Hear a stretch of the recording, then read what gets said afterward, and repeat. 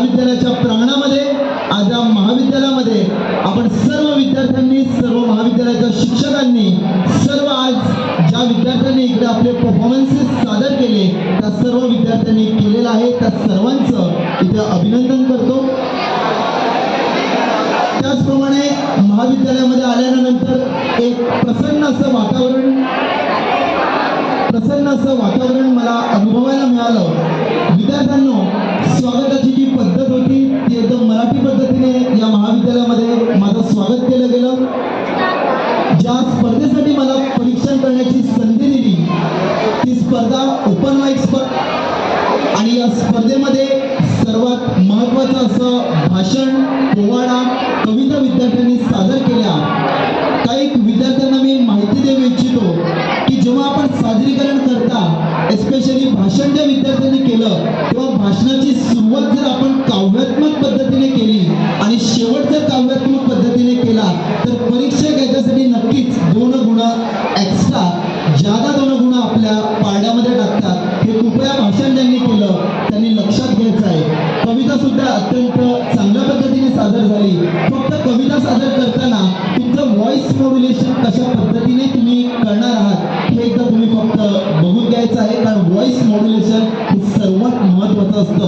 तुमचं माईक पकडण्याची स्टाईल, तुमचा व्हॉइस हा समोरच्यांपर्यंत पोहोचतोय की नाहीये, त्यांना ऐकू जातंय की नाहीये, ऑडियन्सला तुम्ही कशा प्रकारे अट्रॅक्ट करताय, हे सर्व जे पॉइंट आहेत हे सादरीकरण करताना तुम्ही लक्षात घेतले पाहिजेत। आणि हे सर्वच पॉइंट मिळून परीक्षक हा तुम्हाला गुणगान करत असतो। तुमच्या पारड्यामध्ये नक्कीच यशस्वी असे गुण टाकण्याचं काम हे परीक्षक करत असतात। आजच्या स्पर्धेचं एक आकर्षण मला इकडे नमूद करावं असं वाटतं की खूप साऱ्या स्पर्धकांनी स्पर्धेमध्ये भाग तर घेतला, परंतु मी असं म्हणणार नाही ते महाराष्ट्रीयनच आहेत, परंतु त्यांच्या भाषेवरून असं वाटत होतं की त्यांची भाषा, मराठी भाषा ही रेग्युलर नाही आहे। एकदा त्या विद्यार्थ्यांसाठी जोरदार टाळ्या वाजवू द्या। अतिशय उत्तम पद्धतीने, उत्तम आणि चांगल्या पद्धतीने त्यांनी मराठी भाषेवरील आपलं प्रेम, मराठी भाषेवरील आपले विचार या ठिकाणी व्यक्त केलेत। त्या विद्यार्थ्यांसाठी एकदा तुम्ही टाळ्या वाजवलेल्याच आहेत, मी सुद्धा त्यांचं अभिनंदन करतो। विद्यार्थ्यांना स्पर्धा म्हटली म्हणजे सर्वच विनर आहेत। आम्हा परीक्षकांसाठी, दोघांसाठी सर सुद्धा म्हणतीलच नंतर, पण आम्हासाठी सर्व तुम्ही विनर आहात। त्यामुळे एकदा सर्व स्पर्धकांसाठी जोरदार टाळ्या होऊन जाऊ द्या। पहिला येणं, दुसरा येणं, तिसरा येणं हा फक्त एक स्पर्धेचा नियम आणि एक स्पर्धेचा खेळ असतो। तुम्ही इथे उभे राहिलात म्हणजे तुम्ही एक रंगमंच जिंकला, तुम्ही एक तुमची भावना व्यक्त करण्यासाठी एक पहिलं पाऊल तुम्ही रंगमंचावरती ठेवलं, इकडेच तुम्ही जिंकलेला आहात हे मी तुम्हाला सर्वांना सांगतो। आणि शेवटी आभार प्रदर्शनाकडे येतो।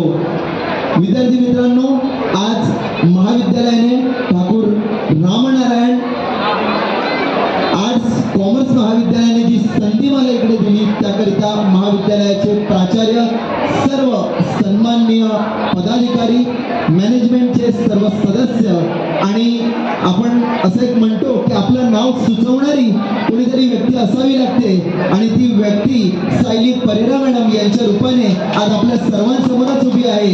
ज्यांनी माझं नाव सुचवलं त्या सायली परेरा मॅडम, ज्यांच्यामुळे आज हे भाग्य मला लाभलं मराठी भाषा दिनाच्या दिवशी, त्यांचे सुद्धा मनपूर्वक आभार मानतो। आणि विद्यार्थी मित्रांनो, लांबलेलं असं माझं भाषण इकडे संपवतो।